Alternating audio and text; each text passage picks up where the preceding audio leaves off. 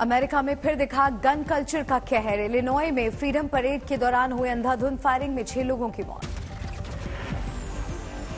Illinois में की गई अंधाधुंध फायरिंग में 24 लोग हुए घायल, कुछ की हालत गंभीर। गवर्नर ने मरने वालों और घायलों की पुष्टि की।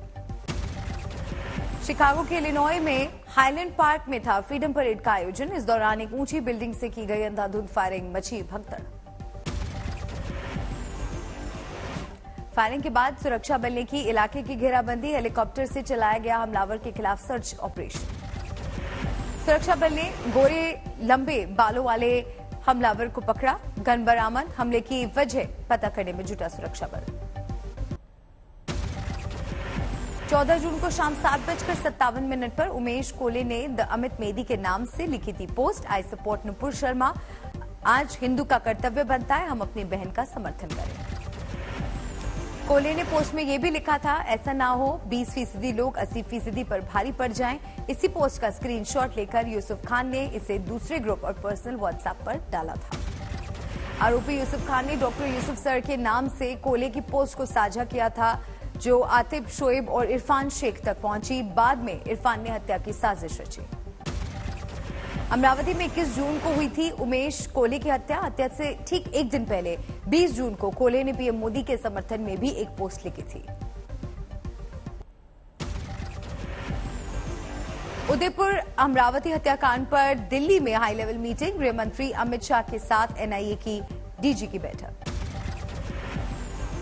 नहीं, वो मैं नहीं बता सकता कुछ, तो अभी अंडर इन्वेस्टिगेशन है और हम लोग कमेंट नहीं करते जो अंडर इन्वेस्टिगेशन। महाराष्ट्र में एकनाथ शिंदे सरकार ने विधानसभा में हासिल किया बहुमत। समर्थन में मिले 164 वोट, विरोध में 99। बतौर सीएम एकनाथ शिंदे ने विधानसभा के सदस्यों को पहली बार किया संबोधित। कहा, मैं गद्दार नहीं हूं। विधानसभा में संबोधन के दौरान बच्चों को याद करके भावुक हो गए एकनाथ शिंदे। सातारा में पानी में डूबने से हुई थी मौत।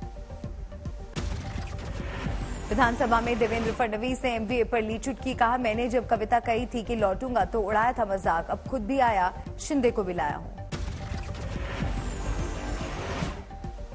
त्याच्यावर माझी खूप टिंगटवाळी अनेकांनी केली, पण मी आलो आणि यांनाही घेऊन आलो, एकटा नाही आलो, यांना सोबत घेऊन आलो।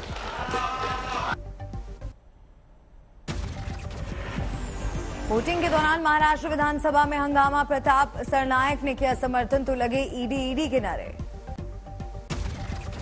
सरकार के बहुमत परीक्षण के वक्त सदन में मौजूद थे 266 विधायक। कांग्रेस के 9 समेत 21 एमएलए रहे गैर हाजिर। महाराष्ट्र विधानसभा में नेता प्रतिपक्ष बने अजीत पवार। जयंत पाटिल ने किया नाम का प्रस्ताव। उद्धव ठाकरे ने पार्टी के जिला पदाधिकारियों के साथ की बैठक। आगे की रणनीति को लेकर हुई चर्चा।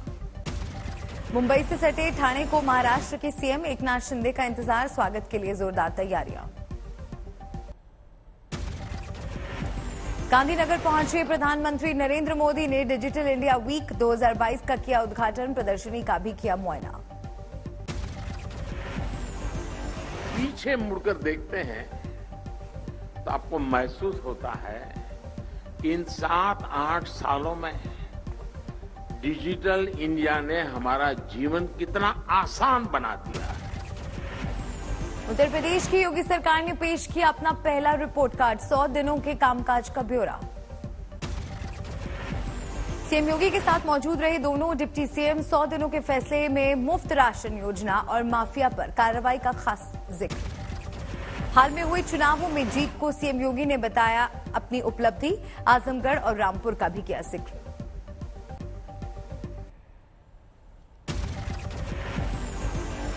जनता जनार्दन का आशीर्वाद फिर से भारतीय जनता पार्टी गठबंधन के प्रत्याशियों को प्राप्त हुआ और दोनों सीटों पर भी भारतीय जनता पार्टी के प्रत्याशी विजयी हुए। पंजाब में भगवंत मान सरकार में पहली बार कैबिनेट विस्तार। 5 नए मंत्रियों ने ली शपथ। झारखंड पहुंची एनडीए की राष्ट्रपति पद की उम्मीदवार द्रौपदी मुर्मू। पारंपरिक नृत्य के साथ हुआ स्वागत। उत्तराखंड ने शुरू किया यूनिफॉर्म सिविल कोड लागू करने पर मंथन। दिल्ली में कमेटी की बैठक। कमेटी का गठन हो गया और कमेटी ने काम करना प्रारंभ कर दिया है जल्द ही कमेटी सभी जितने भी हितधारक हैं सभी हितधारकों से बात करेगी। असम में सैलाब का संकट जारी, 22 जिले में 13,71,000 से ज्यादा आबादी बाढ़ से प्रभावित। असम में जानलेवा साबित हो रही सैलाब की विभीषिका, अब तक 180 लोगों की मौत, इनमें से 18 लोगों ने भूस्खलन के मलबे में तोड़ा दम। असम के कछार इलाके में सैलाब का सबसे ज्यादा कहर, पलायन को मजबूर हुए लोग। असम में ब्रह्मपुत्र, धबरी और उनकी सहायक नदियां उफान पर, कटान ने पहुंचाया सबसे ज्यादा नुकसान, कई आशियाने हुए जल में समाये, कई कटान के कगार पर खड़े दिखे। असम में सैलाब पीड़ितों के लिए 18 जिले में चलाए जा रहे 325 राहत शिविर, 51 केंद्रों से किया जा रहा राहत सामग्री का वितरण। केरल में भारी बारिश का कहर जारी, 6 जिलों में ऑरेंज अलर्ट।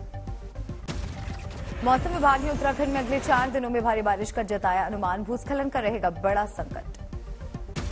मुंबई और पुणे में भी भारी बारिश का अनुमान, पहले हुई बारिश से मुंबई के कई इलाके में जलभराव का संकट। भारी बारिश के बाद नवी मुंबई के खंडेश्वर रेलवे स्टेशन में जलभराव का संकट, यात्री हुए परेशान, सानपाड़ा में भी जलभराव से जूझे लोग। महाराष्ट्र के रत्नागिरी और छत्तीसगढ़ के रायगढ़ में भारी बारिश का अनुमान, एनडीआरएफ की 6 टीमें की गई तैनात। रत्नागिरी में अर्जुना और कोतवाली नदी उफान पर, राजापुर शहर में सैलाब का संकट, पानी में डूबी सड़कें। गोवा में भारी बारिश से सड़कें बनी समंदर, पणजी में शहर के मुख्य चौराहे पर जलभराव का दिखा संकट।